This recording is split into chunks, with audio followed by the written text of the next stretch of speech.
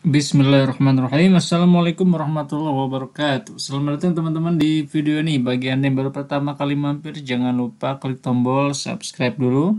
Teman-teman, kali ini saya akan membahas tentang beberapa tipe pelajar dan kenapa sih kok ada pelajar yang nilainya jelek, nilainya bagus banget, dan lain sebagainya ya.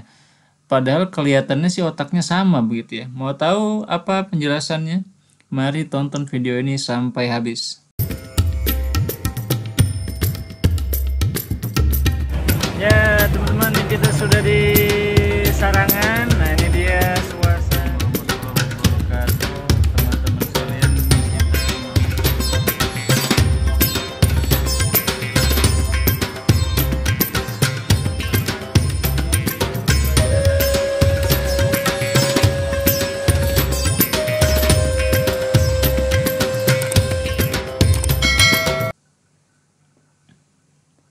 Oke teman-teman sekalian, kali ini saya akan membahas ya apa sih yang membedakan antara satu orang dengan orang yang lain, terutama satu pelajar dengan pelajar yang lain.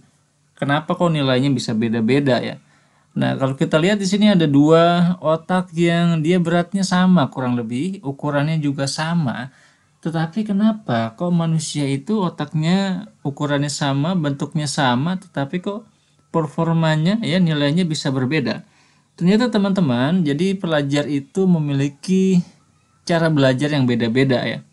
Dan ada beberapa tipe pelajar yang akan saya bahas di sini, kurang lebih ada 4 ya.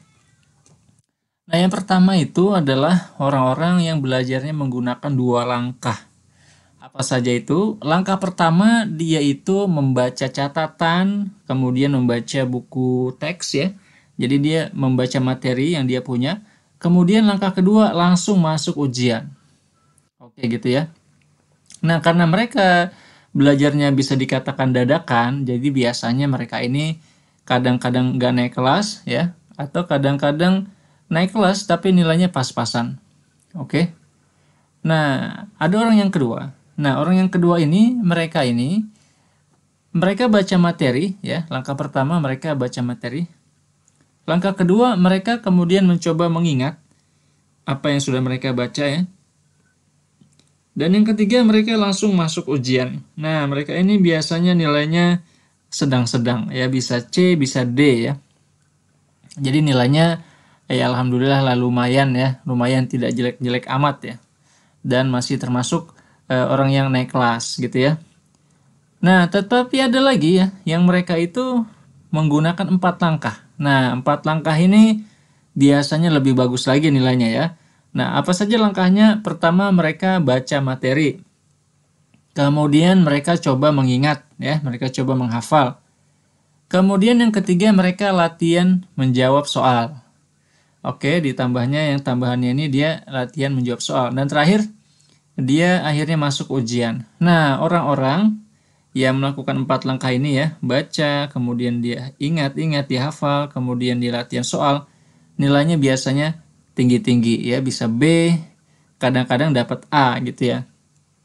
Nah, inilah tiga tipe pelajar ya, yang bisa berbeda-beda ya. Meskipun dia mungkin otaknya sama, tapi kalau cara belajarnya berbeda, maka hasil ujiannya bisa berbeda.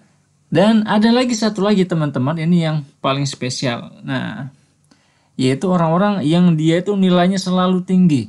Ya, selalu papan atas, selalu nomor 1. Nah, apa yang mereka lakukan? Apa yang dia lakukan? Ternyata teman-teman ya, proses belajar yang dilalui pelajar-pelajar dengan nilai selalu tinggi ya, itu langkahnya bukan cuma 2, 3, 4 ya. Ternyata langkahnya itu sampai 10 langkah yang dimulai sejak hari pertama masuk sekolah. Oke teman-teman, emang seperti apa sih ya? Oke, kalau teman-teman penasaran, tonton terus video-video dari kami ya. Terima kasih teman-teman. Sampai ketemu lagi insya Allah di pertemuan-pertemuan selanjutnya. Dan jangan lupa klik tombol like dan subscribe dulu bagi yang belum. Wassalamualaikum warahmatullahi wabarakatuh.